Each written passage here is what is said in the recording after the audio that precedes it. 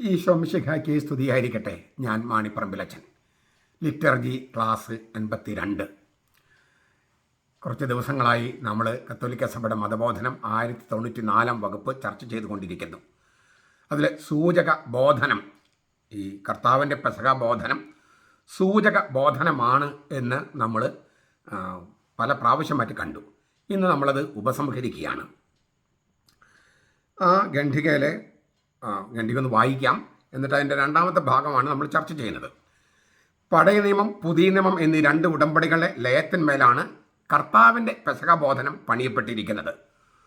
സൂചന ലൂക്കാസിൻ്റെ സുവിശേഷം 24 അധ്യായം 13 മുതൽ 29 വരെ, ദൈവഗർഭം 14 മുതൽ 16 വരെയുള്ള വകുപ്പുകൾ. പിന്നെ സ്ലീഹന്മാരുടെയും സഭാപിതാക്കന്മാരുടെയും പെസഹ മതബോധനത്തിന് അടിത്തറയും ഇതുതന്നെ. പഴയ നിയമത്തിലെ അക്ഷരങ്ങളുടെ അടിയിൽ നിഗൂഢമായി ഒളിഞ്ഞിരിക്കുന്ന മിശിഹായുടെ രഹസ്യത്തെ മറ നീക്കി വെളിച്ചത്ത് കൊണ്ടുവരുന്നത് ഈ മതബോധനമാണ്, പെസഹ ബോധനം. ഇതിനെ സൂചക ബോധനം, ടിപ്പോളജിക്കൽ അഥവാ പ്രതിരൂപാത്മക ബോധനം എന്ന് വിളിക്കുന്നു. കാരണം ആദ്യത്തെ ഉടമ്പടിയിലെ പ്രവൃത്തികൾ, വാക്കുകൾ, പ്രതീകങ്ങൾ എന്നിവ അറിയിക്കുന്ന സൂചകങ്ങളുടെ അടിസ്ഥാനത്തിൽ ഇത് ക്രിസ്തുവിൻ്റെ പുതുമ വെളിപ്പെടുത്തുന്നു. ക്രിസ്തുവെന്ന ആരംഭ ബിന്ദുവിൽ നിന്ന് ആരംഭിച്ച് പുറകോട്ട് സത്യത്തിൻ്റെ ആത്മാവിൽ പുനരാഖ്യാനം ചെയ്യുമ്പോൾ ആ പ്രതീക സൂചനകൾ അനാവൃതമാകുന്നു. 2 കൊരിന്തോസ് 3:14-16. അങ്ങനെ മഹാപ്രളയവും നോഹയുടെ പേടകവും അതോടൊപ്പം മേഘവും ചെങ്കടൽ കുറുകെ കടക്കുന്നതും ജലസ്നാനത്തിലൂടെയുള്ള രക്ഷയുടെ മുൻകൂട്ടിയുള്ള പ്രതീക സൂചകമാണ്. 1 പെത്രോസ് 3:21. ക്രിസ്തുവിൽ നിന്നുള്ള ആധ്യാത്മിക നന്മകളെയാണ് പാറയിൽ നിന്നുള്ള വെള്ളം പ്രതിരൂപാത്മകമായി ആവിഷ്കരിക്കുന്നത്. സ്വർഗത്തിൽ നിന്നുള്ള യഥാർത്ഥ അപ്പമായി വിശുദ്ധ കുർബാനയെ മരുഭൂമിയിൽ വെച്ച് നൽകപ്പെട്ട മന്ന മുൻകൂറായി പ്രതീകവൽക്കരിക്കുന്നു. യോഹന്നാൻ 6:32, 1 കൊരിന്തോസ് 10 അധ്യായം 1 മുതൽ 6 വരെ വാക്യങ്ങൾ. ഇതാണ് ഖണ്ഡിക. നമ്മളിതിലത്തെ ഒരുപാട് കാര്യങ്ങൾ ചർച്ച ചെയ്തതാണ്. അപ്പോൾ കഴിഞ്ഞ ക്ലാസ്സുകളും എൻ്റെ മുമ്പത്തെ ക്ലാസ്സുകളൊക്കെ കണ്ടിട്ട് ഇത് കേട്ടാലാണ് നമുക്കത് കൂടുതൽ കാര്യങ്ങൾ മനസ്സിലാക്കുക. ഇപ്പം നമ്മളത് ഉപസംഹരിക്കുകയാണ്. ഏതാണ്ട് പഴയ നിയമത്തെ മൊത്തത്തിൽ ടിപ്പോളജി, അതായത് പ്രതീകങ്ങളുടെ സൂചനകളുടെ ശേഖരമായി വായിച്ചാൽ ക്രിസ്തുവിൻ്റെ പുതുമ അങ്ങനെ മറച്ചു വെച്ചിരിക്കുന്നത്, ആ മറച്ചു വെച്ചിരിക്കുന്നതിൻ്റെ ശീലെടുത്ത് മാറ്റാം. അപ്പോൾ അത് വെളിപ്പെടും. ക്രിസ്തുവിൻ്റെ രഹസ്യത്തെ മുൻകൂട്ടായി വെളിപ്പെടുത്തുന്നതും അറിയിക്കുന്നതുമായ രേഖയാണ് പഴയ നിയമമെന്ന് ആ സൂചക ബോധനമാണ് വ്യക്തമാക്കുന്നത്. ആദ്യത്തെ ഉടമ്പടിയിൽ മറഞ്ഞിരിക്കുന്ന സംഗതികൾ പുറത്തേക്ക് കൊണ്ടുവരുന്നത് ഈ സൂചക ബോധനമാണ്. അപ്പോൾ ഈ ടിപ്പോളജിക്കൽ വ്യാഖ്യാനം അത് പൗലോസ്ലീഹായും പത്രോസ്ലീഹയും ഒക്കെ അത് ചെയ്തിട്ടുണ്ട്. ചരിത്രത്തിൽ സംഭവിച്ച ചരിത്രത്തിൽ നടന്ന സംഭവങ്ങളുടെ അന്നൊരർത്ഥമുണ്ട്, പക്ഷെ അത് വേറൊരു സൂചനയുണ്ട്. അപ്പം ചരിത്രത്തിൽ സംഭവിച്ചത് അത് അന്നൊരർത്ഥമുണ്ടായിരുന്നു. അപ്പം ആ അർത്ഥത്തെ കവച്ചു വയ്ക്കുന്ന ക്രിസ്തുവിൻ്റെ രഹസ്യത്തെ വെളിപ്പെടുത്തുന്ന ഒരു മുൻകൂറായിട്ടുള്ള ടൈപ്പുകളാണ് പഴയ നിയമത്തിലെ മിക്ക സംഭവങ്ങളും. അങ്ങനെയാണ് ഈ പഴയ നിയമം പുതിയ നിയമം ലയത്തിന്മേലാണ് കർത്താവ് എല്ലാ കാര്യവും ചെയ്തത്. ഇപ്പം നമ്മൾ പലരും പറയുന്നത് പഴയ നിയമം വേണ്ട, അത് പഴയ നിയമത്തിലേതാണ്. അങ്ങനെ പറയുന്നവർക്ക് യാതൊന്നും അറിയില്ല. കാരണം ക്രിസ്തു തന്നെയും ഈ വചന ശുശ്രൂഷ നടത്തുന്നത് ലൂക്കാസിന്റെ സുവിശേഷം 24 അധ്യായം 13 മുതൽ പഴയ നിയമത്തിലെ മോശയും പ്രവാചകന്മാരുടെയും വചനങ്ങളെ പുനരാഖ്യാനം ചെയ്തുകൊണ്ടാണ്. അപ്പം പഴയ നിയമം വേണ്ടെന്ന് പറഞ്ഞാൽ എന്താ അതിൻ്റെ അർത്ഥം? അങ്ങനെ പിന്നെ എന്തിനാ നമ്മുടെ ബൈബിളിൽ പഴയ നിയമം? ഇതൊക്കെ പഴയ നിയമമാണ്, പുതിയ നിയമത്തിൽ അങ്ങനെയൊന്നും ഇല്ലെന്ന് പറഞ്ഞാൽ പിന്നെ എന്തിനാ നമുക്ക് പഴയ നിയമം? അപ്പൊ പഴയ നിയമത്തിൻ്റെയും പുതിയ നിയമത്തിൻ്റെയും ലയത്തിന്മേലാണ് കർത്താവ് ഈശോ മിശിഹായും സ്ലീഹന്മാരും വ്യാഖ്യാനം നൽകിയത്. അത് വേണ്ട എന്ന് പറയുന്നവർ മിശിഹായെയും അവരുടെ സ്ലീഹന്മാരെയും നിഷേധിക്കുകയാണ്, ക്രിസ്തു ധർമ്മത്തെ തന്നെ നിഷേധിക്കുകയാണ്. അവർക്ക് അറിവില്ലെന്ന് മാത്രമല്ല, അവർ പാപത്തിലുമാണ്. കാരണം ക്രിസ്തു നമുക്ക് നൽകിയ സംഗതികളെ അവർ നിഷേധിക്കുകയാണ്, നിരാകരിക്കുകയാണ്. എന്ന് വെച്ചാൽ പഴയ നിയമത്തെ ക്രിസ്തുവിൻ്റെ വെളിച്ചത്തിൽ, ക്രിസ്തുവിൽ സംഭവിച്ച കാര്യങ്ങളുടെ വെളിച്ചത്തിൽ പുനരാഖ്യാനത്തിന് വിധേയമാക്കുകയാണ് കർത്താവ് ചെയ്തത്, സ്ലീഹന്മാർ ചെയ്തത്, നമ്മൾ ചെയ്യേണ്ടത്. അപ്പോൾ ക്രിസ്തുവിൽ നിന്ന് ആരംഭിച്ച് പുറകോട്ട് വായിക്കുക, ക്രിസ്തുവിൽ നിന്ന് തുടങ്ങിയിട്ട് പുറകോട്ട് വായിക്കുക. അപ്പോഴാണ് ഈ പഴയ നിയമത്തിലെ സംഭവങ്ങൾ അടിയിൽ കിടക്കുന്ന പൊരുളുകൾ തിരിച്ചറിയുക. സംഭവം മാത്രമല്ല, അതിന് താഴെ പൊരുളുകളുണ്ട്. ആ പൊരുളുകളെ മറച്ചിട്ടിരിക്കുകയാണ്. ആ മറ നീക്കി, ആ തിരശ്ശീല നീക്കി ഈ ക്രിസ്തുവിന്റെ പുതുമ വെളിപ്പെടുന്ന തരത്തിൽ പഴയ നിയമത്തിലെ ആ പ്രതീകങ്ങളുടെ പൊരുളുകൾ തിരിച്ചറിയുന്നത് ഈ മറ നീക്കുമ്പോഴാണ്. ആ മറ നീക്കുന്നതിനെയാണ് ഈ പറയുന്നത് സൂചക ബോധനം. ഞാൻ ഈ പുറകോട്ട് വായിക്കുന്നതിനെ കുറിച്ച് ഞാൻ പറഞ്ഞല്ലോ. ഞാനൊരു 2 ഉദാഹരണങ്ങൾ പറയാം. എൻ്റെ ജീവിതത്തിൽ 2 ഉദാഹരണങ്ങൾ. ഞാൻ 15 വയസ്സുള്ളപ്പോഴാണ് മൈനസെമിനാരി ചേരുന്നത്. അപ്പോൾ ഞങ്ങൾക്ക് രാവിലെ ബൈബിൾ വായനയുണ്ട്. 8 മണി മുതൽ 8:15 വരെ 15 മിനിറ്റ് ബൈബിൾ വായന. വൈകിട്ട് ആധ്യാത്മിക വായനയുണ്ട്. അതും രാത്രി 8 മുതൽ 8:15 വരെ, അത്താഴത്തിന് മുമ്പ്. ഈ 2 സമയത്തും ഞാൻ ബൈബിൾ തന്നെ വായിച്ചേ. ഈ ആധ്യാത്മിക വായനയ്ക്ക് നല്ല പുസ്തകങ്ങൾ വായിക്കാമെന്നാണ്, ബൈബിൾ വായനയ്ക്ക് ബൈബിൾ തന്നെ. അപ്പം ഞാൻ രാവിലെ 8 തൊട്ട് 8:15 വരെ സെമിനാരിയിൽ എല്ലാവരും ബൈബിൾ വായിക്കുകയാണ്. ഞാൻ ഉൽപ്പത്തി മുതൽ വായിക്കും. എന്നിട്ട് സ്ട്രൈക്ക് ചെയ്യുന്ന വചനം ഡയറിയിൽ കുറിക്കും. അന്ന് അത്രേ അറിയുള്ളൂ. നമുക്ക് ഇഷ്ടപ്പെട്ടൊരു വചനം ഡയറി കുറിക്കും. വൈകിട്ട് ഞാൻ വെളിപാട് പുസ്തകത്തിൽ നിന്ന് പുറകോട്ട് വായിക്കും. രാവിലെ ഉൽപ്പത്തി മുതൽ മുന്നോട്ട്, വൈകിട്ട് വെളിപാട് മുതൽ പുറകോട്ട് വായിക്കും. അപ്പോൾ അപ്പോഴും ഈ തിരുവചനങ്ങൾ നമുക്ക് സ്ട്രൈക്ക് ചെയ്യുന്ന തിരുവചനങ്ങൾ എഴുതി വയ്ക്കും. 2ാമത്തെ വർഷമായപ്പോഴേക്കും ഞാൻ ഇതുപോലെ തന്നെ വായിച്ചു. പക്ഷേ തിരുവചനങ്ങൾ എഴുതുക മാത്രമല്ല, അതേക്കുറിച്ച് എനിക്ക് കിട്ടിയ ചില അർത്ഥങ്ങൾ എഴുതി വയ്ക്കും. എനിക്ക് സെമിനാറിൽ മറ്റു വിഷയങ്ങൾക്കൊക്കെ എനിക്ക് സാധാരണ ഒരു സ്റ്റുഡൻ്റ് ഒരു ആവറേജ് സ്റ്റുഡൻ്റ് മാർക്കാണ് കിട്ടിയിരുന്നത്. ഒരു 70 മാർക്ക് അല്ലേ, 75 മാർക്ക്. പക്ഷേ ബൈബിളിൽ എനിക്ക് 98-99 മാർക്കാണ്. സെമിനാരി തന്നെ. ഹീബ്രുവിലും ഗ്രീക്കിലും അങ്ങനെയൊക്കെ തന്നെയായിരുന്നു. അപ്പോൾ തന്നെ നമുക്കൊരു അന്നറിയില്ലായിരുന്നു. പക്ഷേ ഇപ്പോൾ പുറകോട്ട് വായിക്കുമ്പോൾ മനസ്സിലാക്കുകയാണ്, അന്ന് ഈ ബൈബിളിനോട്, തിരുവചനത്തോട്, ഹീബ്രുവിനോട്, ഗ്രീക്കിനോടൊക്കെ ഒരു ആഭിമുഖ്യം എൻ്റെ ഹൃദയത്തിന് ചാച്ചിലുണ്ടായിരുന്നു. അപ്പോൾ നമ്മൾ ഈ വെളിപാട് പുസ്തകത്തിന് പുറകോട്ട് വായിക്കുമ്പോൾ, വെളിപാട് പുസ്തകത്തിലെ അവസാനത്തെ അധ്യായം പുറകോട്ട് വായിക്കുമ്പോൾ പെട്ടെന്ന് സ്ട്രൈക്ക് ചെയ്യുന്ന ഒരു സംഗതി എന്താണ്? ഉൽപ്പത്തി പുസ്തകത്തിലെ 2ാമത്തെ അധ്യായത്തിൽ ജീവന്റെ വൃക്ഷം. 1ാമത്തെ അധ്യായം ആമുഖമാണ്. അപ്പോൾ ബൈബിളിന്റെ തുടക്കത്തിൽ ആമുഖം കഴിഞ്ഞാൽ 2ാമത്തെ അധ്യായത്തിൽ, അതായത് ബൈബിളിന്റെ തുടക്കത്തിൽ തന്നെ തിരുനടയിൽ തന്നെ എഴുതി വെച്ചിരിക്കുകയാണ് ജീവന്റെ വൃക്ഷം. വെളിപാട് പുസ്തകം അവസാനത്തെ അധ്യായം 22ാം അധ്യായം 1ഉം 2ഉം വാക്യങ്ങളിൽ ജീവന്റെ വൃക്ഷം. അപ്പോൾ നോക്കൂ, ബൈബിളിന്റെ തുടക്കത്തിലും ഒടുക്കത്തിലും ജീവന്റെ വൃക്ഷം. ഇതൊരു ഇൻക്ലൂസീവ് എന്ന് പറയും, ഒരു ഗ്ലോബൽ ഇൻക്ലൂസീവോ. ബൈബിളിനെ മൊത്തം ജീവന്റെ വൃക്ഷം എന്ന 2 പ്രതീകങ്ങളുടെ നടുക്കാണ് ഈ ബൈബിൾ എഴുതപ്പെട്ടിരിക്കുന്നത്. അപ്പോൾ ബൈബിൾ തന്നെ ജീവന്റെ പുസ്തകമായിട്ട് മാറുകയാണ്.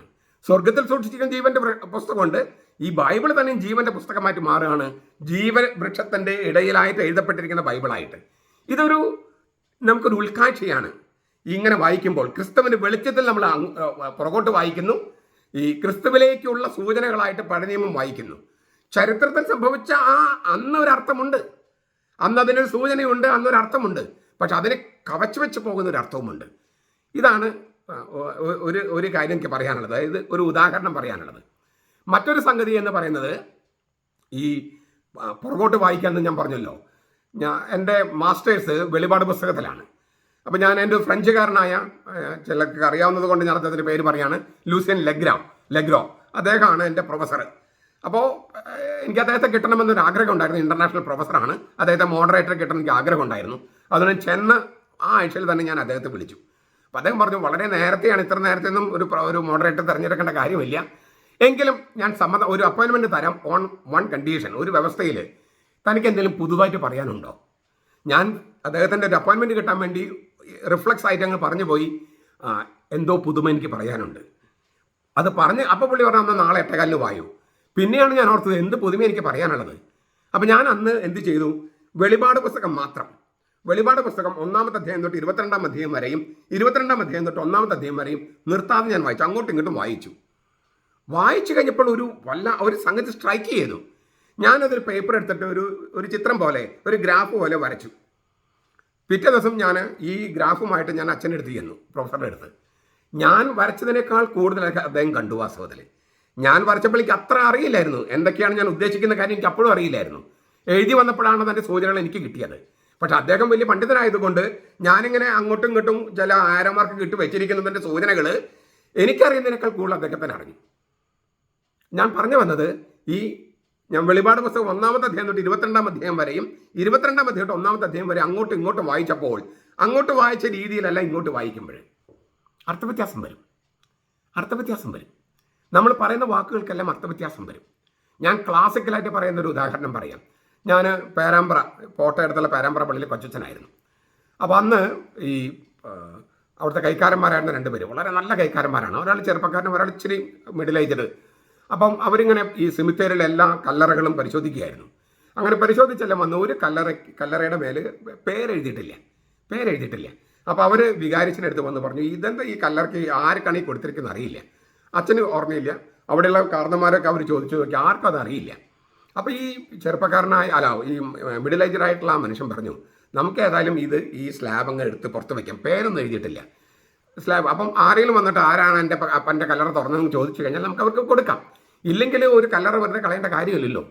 അങ്ങനെ അന്ന് അവർ തന്നെ അതിൻ്റെ സ്ലാബൊക്കെ പതുക്കൊന്ന് പൊട്ടിച്ച് അത് ആക്കി വെച്ചു. അന്ന് വൈകിട്ട് ഈ ചെറുപ്പക്കാരനാണ് പറഞ്ഞത് കേട്ടോ, ഇങ്ങനെ ഇത് തുറന്നു വയ്ക്കാനൊക്കെ. അന്ന് വൈകിട്ട് അവർ പുഴയിൽ മീൻ പിടിക്കാൻ പോയി. പാമ്പ് കടിച്ച് ആ ചെറുപ്പക്കാരനായ കൈക്കാരൻ മരിച്ചു.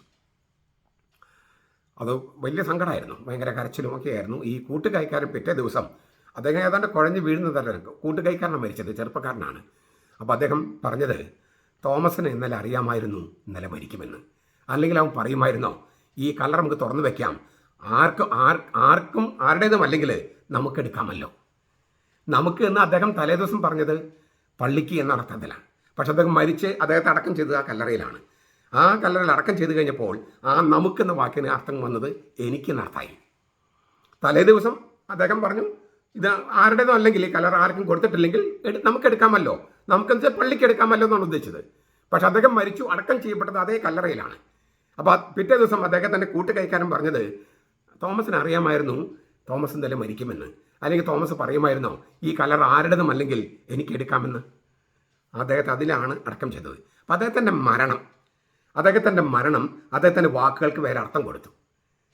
ക്രിസ്തുവിൻ്റെ മരണം, ക്രിസ്തുവിൻ്റെ ഉത്ഥാനം, ക്രിസ്തുവിൻ്റെ സ്വർഗാരോഹണം, ഇതെല്ലാം ക്രിസ്തുവിൻ്റെ വചനങ്ങൾക്കും ക്രിസ്തുവിനെക്കുറിച്ചുള്ള പഴയ നിയമ വചനങ്ങൾക്കും പുതിയ അർത്ഥം കൊടുത്തു. ഇത് തിരിച്ചറിയുന്ന വിധം എങ്ങനെയാണ്? അതിനെയാണ് ഈ സൂചക ബോധനം എന്ന് പറയുന്നത്.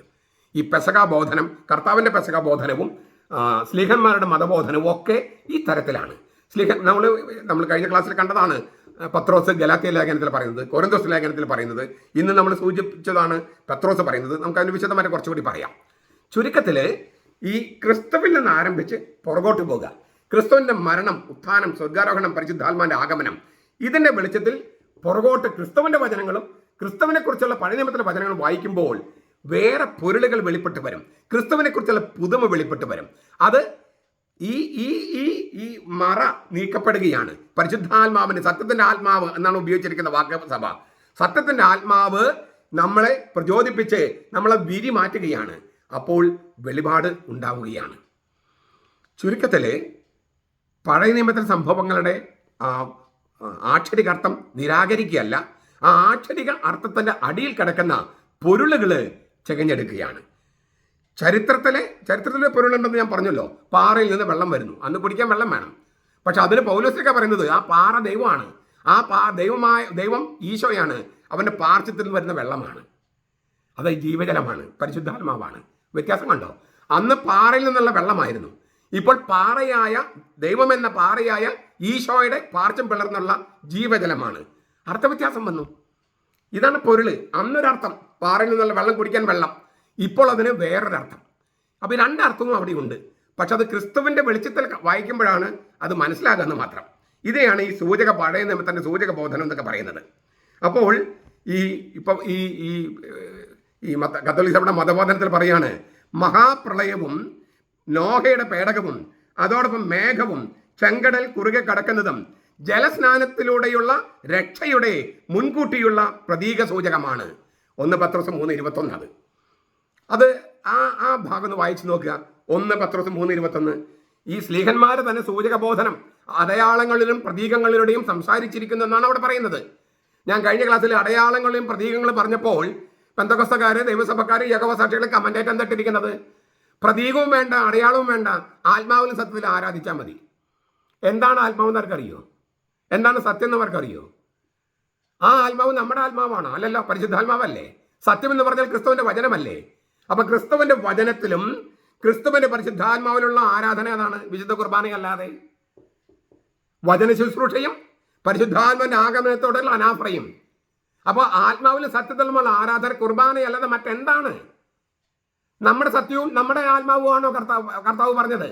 പരിശുദ്ധാത്മാവും അവന്റെ വചനവുമാകുന്ന സത്യമല്ലേ? ഇത് തിരിച്ചറിയണമെങ്കിൽ ശ്ലീഹന്മാരെങ്ങനെ വ്യാഖ്യാനിച്ചെന്ന് മനസ്സിലാക്കണം. അവരൊന്നും വ്യാഖ്യാനം വായിക്കില്ല, ബൈബിള് മാത്രം വായിക്കൂ.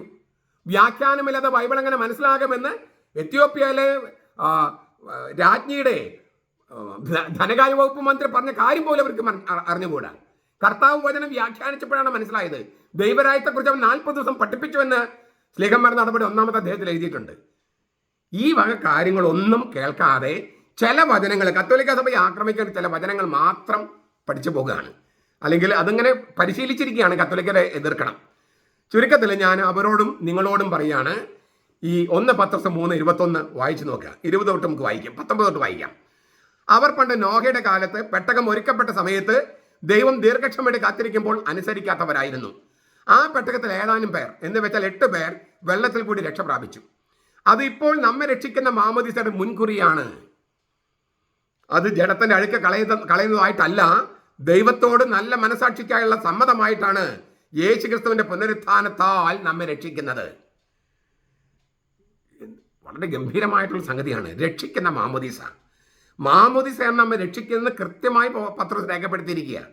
മാമോദീസയാണ് നമ്മെ രക്ഷിക്കുന്നത്. നോക്കുക, അത് ഇപ്പോൾ നമ്മെ രക്ഷിക്കുന്ന മാമോദീസയുടെ മുൻകുറിയാണ്. ആ 8 പേര് ജലപ്രളയത്തിൽ രക്ഷ പ്രാപിച്ചത്. 8ന്റെ കണക്കൊക്കെ ഞാൻ മുമ്പ് പറഞ്ഞിട്ടുണ്ട്, 8ന്റെ പ്രാധാന്യമൊക്കെ. അപ്പോൾ ഇത് നോക്കുക, രക്ഷിക്കുന്ന മാമോദീസ പാപമോചനത്തിൻ്റെയും നവീകരണത്തിൻ്റെയും അടയാളം മാത്രമല്ല മാമോദീസ. നമ്മെ സത്യമായും പുതുതായി ജനിപ്പിക്കുന്ന കൃപയാണത്. പുതുതായി ജനിപ്പിക്കുന്ന കൃപ, രക്ഷിക്കുന്ന കൃപയാണ് മാമോദീസ. യോഹന്നാൻ 3:5, തീത്തോസ് 3:5 കാണാം. എന്നിട്ട് പറയാണ്, ഈ രക്ഷിക്കുന്ന മാമോദീസ മുൻകുറിയാണ് അന്ന് ജലപ്രളയം എന്ന് പറയണേ.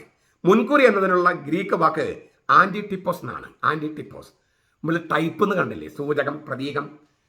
ആന്റിറ്റിപ്പോസ് പഴയ നിയമത്തിൽ ഒരു പ്രതീകാത്മക സൂചനയോ അടയാളമോ കാണിക്കുകയും അത് പുതിയ നിയമത്തിൽ യഥാർത്ഥത്തിൽ നിവൃത്തിയാകുകയും ചെയ്യുന്നതിനെയാണ് ആന്റിറ്റിപ്പോസ് എന്ന് പറയണേ. പത്രോസ് ഉപയോഗിച്ച വാക്കാണ് ഞാൻ പറയുന്നത്, ആന്റിറ്റിപ്പോസ് എന്ന് വെച്ചാൽ മുൻകുറി, ഒരു അടയാളം. പഴയ നിയമത്തിൽ പ്രതീകാത്മക സൂചന അല്ലെങ്കിൽ പ്രതീകാത്മക അടയാളം അത് കാണിക്കുക, അത് പുതിയ നിയമത്തിൽ യഥാർത്ഥത്തിൽ നിവൃത്തിയാകുക. അതിനെയാണ് ഈ ആന്റിറ്റിപ്പോസ് എന്ന് പറയണേ. പഴയ നിയമത്തിലുള്ളത് പ്രതിരൂപമാണെങ്കിൽ പുതിയ നിയമത്തിലുള്ളതിന്റെ പൂർത്തീകരണമാണ്.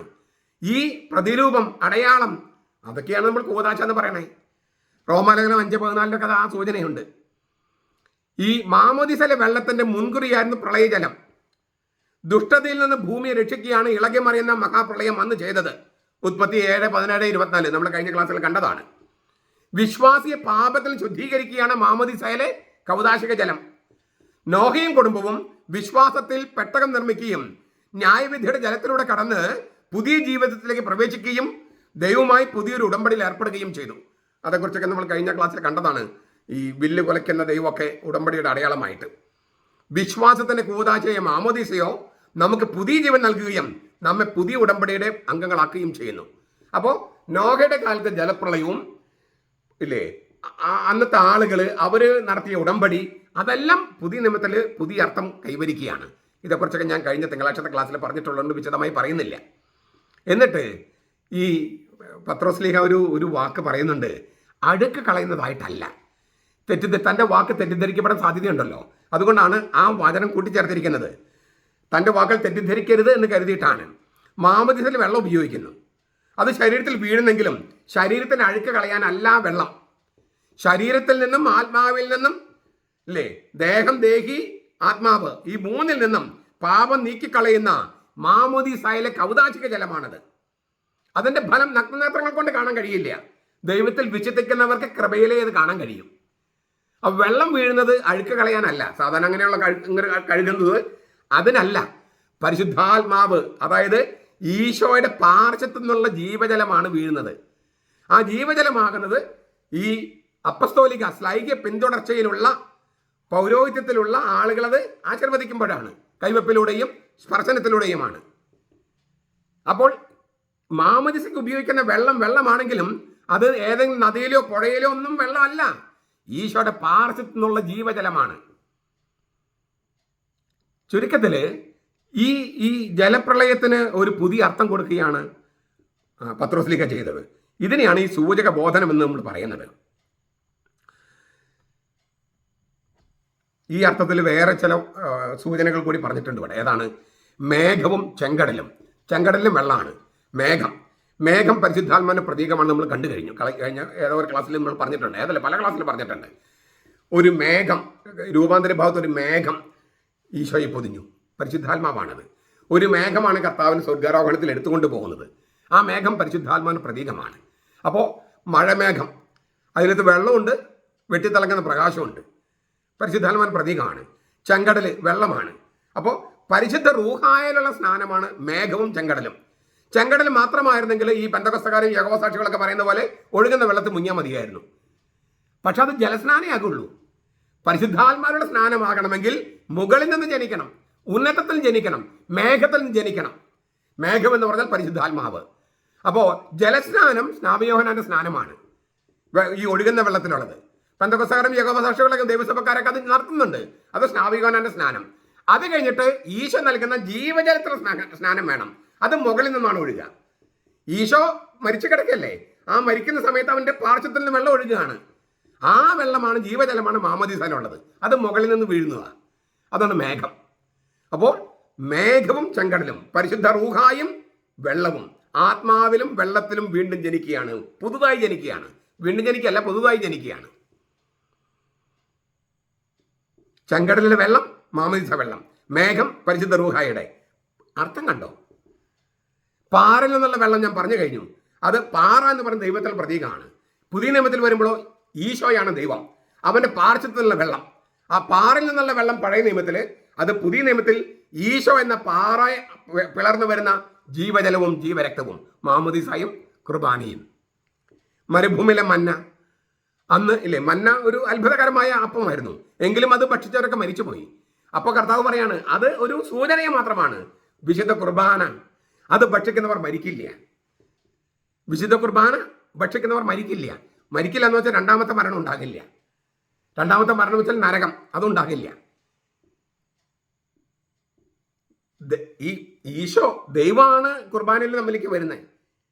നമ്മളും കുർബാനയിൽ ദൈവവും ഇല്ലേ കർത്താവുമായിട്ട് ഒന്നാകുകയാണ്. മരണത്തെ അതിജീവിച്ച ഏക വ്യക്തിയാണ് ഈശോ. മറ്റൊരു മതസ്ഥാപകനും മരിച്ചവരെന്ന് ഉയർത്തിട്ടില്ല. അങ്ങനെ മരിച്ചവരിൽ ഉയർപ്പിക്കപ്പെട്ട കർത്താവ് രൂപാന്തരം വന്ന ശരീരം നമുക്ക് തന്ന് നമ്മൾ മറ്റൊന്നാകുകയാണ്. അപ്പം നമ്മളെങ്ങനെ മരിക്കും? നമ്മൾ ശാരീരികമായി മരിക്കും. പക്ഷേ അതൊരു മരണമല്ല, അതൊരു സ്ഥലം മാറ്റമാണ്.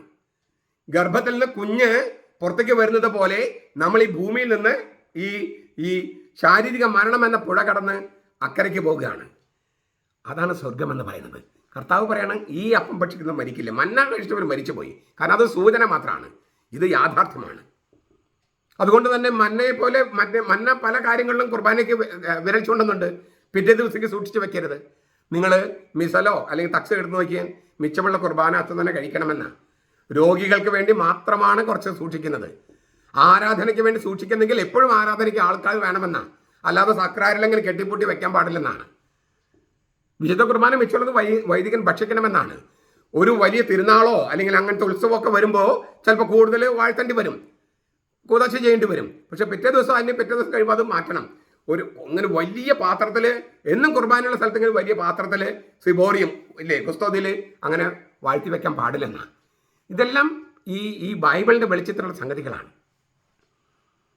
ഈ മന്ന എന്ന പ്രതീകത്തെയോ വിശുദ്ധ കുർബാന യാഥാർത്ഥ്യത്തെയോ ഗ്രഹിക്കാതെ കർത്താവിനെ ഉപേക്ഷിച്ച് പോയവനാണ് യൂദാസ് ഇസ്കറിയോത്ത. ഈ ജീവന്റെ അപ്പത്തെക്കുറിച്ചുള്ള പ്രഭാഷണത്തിൻ്റെ സമാപനത്തിൽ കർത്താവ് ചോദിക്കുന്നുണ്ട്, യോഹന്നാൻ 6:70-71, നിങ്ങൾ 12 പേരെ ഞാൻ തിരഞ്ഞെടുത്തില്ലേ, നിങ്ങളിൽ ഒരുവൻ പിശാചാണ്. യൂദാസിനെ പിശാചെന്ന് വിളിക്കണേ ആര്? ഈശോ മിശിഹ. സ്നേഹത്തിൻ്റെ അവതാരമായ ഈശോ മിശിഹ യൂദാസിനെ വിളിക്കുന്നത് പിശാചെന്നാണ്. നിങ്ങൾ 12 പേരെ ഞാൻ തിരഞ്ഞെടുത്തില്ലേ, നിങ്ങളിൽ ഒരുവൻ പിശാചാണ്. ജീവന്റെ അപ്പം എന്ന് പറയുന്നത് വിശുദ്ധ കുർബാനയാണ് എന്ന് അംഗീകരിക്കാൻ പറ്റാത്തവരൊക്കെ യൂദാസ് ഇസ്കറിയോത്തയിലെ പോലെയാണ്. ഈ വചനം കഠിനമാണ്, ഇത് ഗ്രഹിക്കാൻ ആർക്ക് പറ്റും, ഇവൻ്റെ മാംസം ഭക്ഷിക്കാൻ ആർക്ക് പറ്റും എന്ന് ഇപ്പോഴും പെന്തക്കോസ്തക്കാരും യഹോവ സാക്ഷികളും ദൈവസഭക്കാരും ഒക്കെ ചോദിക്കുന്നു. അവർ യൂദാസ് ഇസ്കറിയോത്തയെ പോലെയാണ്. അവരെ കർത്താവ് ഇങ്ങനെ പറയുന്നുണ്ടാകും, നിങ്ങൾ 12 പേരെ ഞാൻ തിരഞ്ഞെടുത്തില്ലേ, നിങ്ങളിൽ ഒരുവൻ പിശാചാണ്. കർത്താവ് കുറ്റപ്പെടുത്തുകയല്ല, മാനസാന്തരപ്പെടാൻ ആവശ്യപ്പെടുകയാണ്. നിങ്ങൾ ജീവൻ്റെ അപ്പം കുർബാനയാണെന്ന് അംഗീകരിക്കുന്നില്ലെങ്കിൽ യൂദാസ്കറിയോത്തയെ പോലെ ഒറ്റുകാരാകും, പിശാചാകും. പ്രിയപ്പെട്ടവരെ, സ്നേഹത്തോടു കൂടിയാണ് ഞാനിത് പറയുന്നത്. നിങ്ങൾ പിശാചായി മാറാൻ ആഗ്രഹിച്ചുകൊണ്ടല്ല. പക്ഷേ ജീവൻ്റെ അപ്പം കുർബാനയല്ല എന്ന് പറഞ്ഞാൽ മന്ന കുർബാനയിലേക്ക് കൈച്ചൂണ്ടുന്നുവെന്നും വിശുദ്ധ കുർബാന അത് യാഥാർത്ഥ്യമാക്കുന്നുവെന്നും അത് കർത്താവ് ഈശോമിശിഹായുടെ ശരീരവും രക്തവുമാണെന്ന് നിങ്ങൾ വിശ്വസിക്കുന്നില്ലെങ്കിൽ തീർച്ചയായിട്ടും രൂപാന്തരം എന്ന ശരീരം ഉത്ഥിതന്റെ ശരീരമാണ്. ഉത്ഥാനത്തിലൂടെ രൂപാന്തരം വന്ന ആ ആളാണ് നമ്മളിലേക്ക് വരുന്നത്. അവൻ ഉത്ഥാനം ചെയ്തില്ലായിരുന്നെങ്കിൽ കുർബാനയിലൂടെ അവന് നമ്മളിലേക്ക് വരാൻ പറ്റുമായിരുന്നില്ല. ഉത്ഥാനം ചെയ്തില്ലായിരുന്നെങ്കിൽ കുർബാന ഉണ്ടാക്കുമായിരുന്നില്ല. പക്ഷെ ഉത്ഥാനം ചെയ്തിട്ടുണ്ടെങ്കിൽ ഈ കുർബാനയുമുണ്ട്. ഇത് നിഷേധിച്ചാൽ നിങ്ങൾ യൂദാസ്കറിയോത്തയെ പോലെയാകും. അതിനാൽ മാത്രമല്ല, ഇത് വെറും പ്രതീകാത്മകമാണെന്ന് പറഞ്ഞാലും തെറ്റാകും. കാരണം പ്രതീകാത്മകാർത്ഥത്തിൽ മാംസം കൊത്തിപ്പറിക്കാൻ അർത്ഥം, പരിഹസിക്കുക, ആക്ഷേപിക്കുന്നൊക്കെയാണ് അർത്ഥം മാംസം തിന്നാന്ന് പറഞ്ഞാൽ. അതൊന്നല്ല കർത്താവ് ഉദ്ദേശിച്ചത്. കർത്താവ് ശരിക്കുള്ള അർത്ഥം തന്നെ ഉദ്ദേശിച്ചത്. പക്ഷേ പച്ചമാംസമല്ല, ഫിസിക്കൽ ബോഡിയല്ല. രൂപാന്തരം വന്ന ക്രിസ്തുവിൻ്റെ രൂപാന്തരം വന്ന ശരീരവും രക്തമാണ്. ക്രിസ്തുവൻ ആളെയാണ് നമ്മൾ സ്വീകരിക്കുന്നത്. അതുകൊണ്ട് തന്നെ മരണത്തിന് ഈ ജീവനെ നശിപ്പിക്കാനുള്ള കഴിവില്ല. ക്രിസ്തുവിനെ സ്വീകരിക്കുമ്പോൾ കിട്ടുന്ന ആ ദൈവിക ജീവനുണ്ടല്ലോ, ഈ ജീവശാസ്ത്രപരമായ ജീവൻ, കവച്ചു വയ്ക്കുന്ന ജീവൻ, അതിനെ ഖണ്ഡിക്കാനോ നിഷേധിക്കാനോ മരണത്തിന് കഴിയില്ല. തകർത്ത് കളയാൻ മരണത്തിന് കഴിയില്ല. മരണത്തെ കീഴടക്കിയവനാണ് നമ്മിലേക്ക് വരുന്നത്.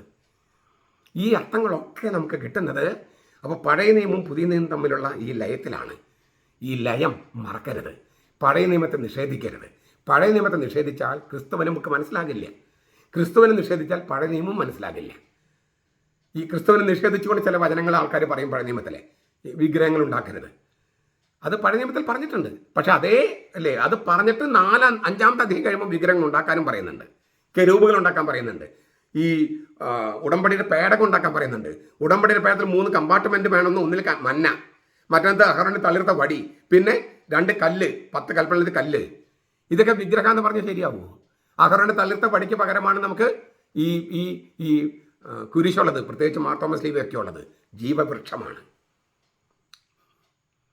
ഈ 2 കല്ലുകൾക്ക് പകരമാണ് ബൈബിള്, മന്നയ്ക്ക് പകരമാണ് വിശുദ്ധ കുർബാന. അപ്പോൾ പഴയ നിയമം മനസ്സിലാക്കിയില്ലെങ്കിൽ പുതിയ നിയമം എങ്ങനെ മനസ്സിലാകും? വിഗ്രഹങ്ങൾ ഉണ്ടാക്കരുതെന്ന് പറഞ്ഞ അതേ കർത്താവ് തന്നെയാണ് വിഗ്രഹങ്ങൾ ഉണ്ടാക്കാനും ഇതൊക്കെ ഉണ്ടാക്കാനും പറഞ്ഞത്. ഇത് ഏറ്റവും പരിശുദ്ധമായ സ്ഥലത്ത് വെക്കാൻ പറഞ്ഞത്. അതെല്ലാം പുതിയതിലേക്ക് സൂചന നൽകുകയാണ്. പുതിയതിലോ ദൈവം തന്നെ മനുഷ്യനായി വന്നു, അവനെ കണ്ടു, അവനെ സ്പർശിച്ചു. ദൈവം മനുഷ്യനായി ഭൂമിയിൽ വസിച്ചു. അപ്പോൾ അവൻ്റെ രൂപം ഉണ്ടാക്കിക്കൂടെ? അവനെ ഓർമ്മപ്പെടുത്തുന്ന സംഗതിയിൽ ഉണ്ടാക്കിക്കൂടെ? ദൈവമല്ലാത്തതന്നെ ദൈവമായിട്ട് ആരാധിക്കുന്നതല്ലേ വിഗ്രഹാരാധന? കത്തോലിക്കർ അങ്ങനെ ചെയ്യുന്നുണ്ടോ? ഏതെങ്കിലും കത്തോലിക്കൻ ചെയ്യുന്നുണ്ടോ? തൊട്ടുമുത്തുന്നതും കുമ്പിടുന്നതുമാണോ ആരാധന? അല്ലല്ലോ. ബലിയാണ് ആരാധന. പരിശുദ്ധ കന്യകാമറിയത്തിനോ വിശുദ്ധർക്കോ ആരെങ്കിലും ബലി അർപ്പിക്കുന്നുണ്ടോ? ഇല്ലല്ലോ. നിങ്ങൾ എന്തറിഞ്ഞിട്ടാണ് കാര്യങ്ങൾ സംസാരിക്കണേ? പ്രിയപ്പെട്ടവരെ, ഇത് കേൾക്കുന്നവർ കുറച്ച് പേരാണ് പെന്തക്കോസ്തക്കാരും യഹോവസാക്ഷികളൊക്കെ ഉള്ളൂ. ബാക്കിയുള്ളവർ കത്തോലിക്കരാണ്. പക്ഷേ നിങ്ങൾ കാര്യങ്ങൾ അറിയുകയും നിങ്ങളുടെ ഫ്രണ്ട്സിനോട് പറയുകയും നിങ്ങളുടെ വിശ്വാസത്തിൽ ആഴപ്പെടുകയും വേണം. കാരണം ഈ ചോദ്യങ്ങളുമായിട്ട് അവർ പിന്നെയും വരും. അപ്പോൾ നമുക്ക് കാര്യങ്ങൾ അറിഞ്ഞിട്ട് അവരോട് തിരിച്ച് പത്രോസ്ലീഹ തന്നെ പറയുന്നുണ്ട്, നിങ്ങളുടെ വിശ്വാസത്തെ ചോദ്യം ചെയ്യുന്നവർക്ക് കൊടുക്കാൻ മറുപടി നിങ്ങളുടെ കയ്യിൽ ഉണ്ടായിരിക്കട്ടെ. നിങ്ങളുടെ കയ്യിൽ മറുപടി വേണം. പത്രോസ്ലീഹ പറഞ്ഞിട്ടുണ്ട് അങ്ങനെ, നിങ്ങൾക്കൊരു മറുപടി വേണം. നിങ്ങളുടെ വിശ്വാസത്തെ ചോദ്യം ചെയ്യുന്നവർക്ക് കൊടുക്കാൻ നിങ്ങളുടെ കയ്യിൽ മറുപടി വേണമെന്ന് പത്രോസിന്റെ ലേഖനത്തിൽ എഴുതിയിട്ടുണ്ട്. നമുക്കതുണ്ടാകട്ടെ. അതിനു വേണ്ടിയാണ് നമ്മൾ ഈ 2033 എന്ന മഹാജൂബിലിക്ക് ഒരുക്കമായിട്ടുള്ള നമ്മുടെ നവവത്സര ധ്യാനത്തിൻ്റെ ഭാഗമാണിത്, ഈ ലിറ്റർജി സ്റ്റഡി. അപ്പോൾ ലിറ്റർജി എന്ന് പറയുന്നത് പ്രതീകങ്ങളിലൂടെയും അടയാളങ്ങളിലൂടെയും ഈ സൂചക ബോധനത്തിന് വെളിച്ചത്തിൽ ദൈവത്തെ ഈ കൂദാശ അർപ്പിച്ച് അതിലൂടെ യാഥാർത്ഥ്യം മനസ്സിലാക്കുന്നതാണ്, അല്ലെങ്കിൽ യാഥാർത്ഥ്യം പങ്കുചേരുന്നതാണ്. അതുകൊണ്ട് നമ്മൾ ഈ പാരഗ്രാഫ് നമ്മൾ ഒരുപാട് ക്ലാസ്സുകൾ എടുത്ത് നമ്മൾ പഠിപ്പിച്ചതിന് കാരണം അത്രമാത്രം പ്രാധാന്യമുള്ളത് കൊണ്ടാണ്. നിങ്ങളിത് പഠിക്കുമെന്നും പ്രചരിപ്പിക്കുമെന്നും നമ്മുടെ വിശ്വാസത്തെ ചോദ്യം ചെയ്യുന്നവർക്ക് മറുപടി കൊടുക്കുമെന്നും ഞാൻ പ്രത്യാശിക്കുന്നു. കർത്താവിൻ്റെ കൃപ നമ്മുടെ കൂടെ ഉണ്ടാകട്ടെ. നമ്മുടെ കർത്താവ് ഈശോ മിശിഹായുടെ കൃപയും പിതാവായ ദൈവത്തിൻ്റെ സ്നേഹവും പരിശുദ്ധാത്മാവിൻ്റെ സഹവാസവും നാം എല്ലാവരോടും കൂടി ഉണ്ടായിരിക്കട്ടെ, ഇപ്പോഴും എപ്പോഴും എന്നേക്കും. ആമേൻ.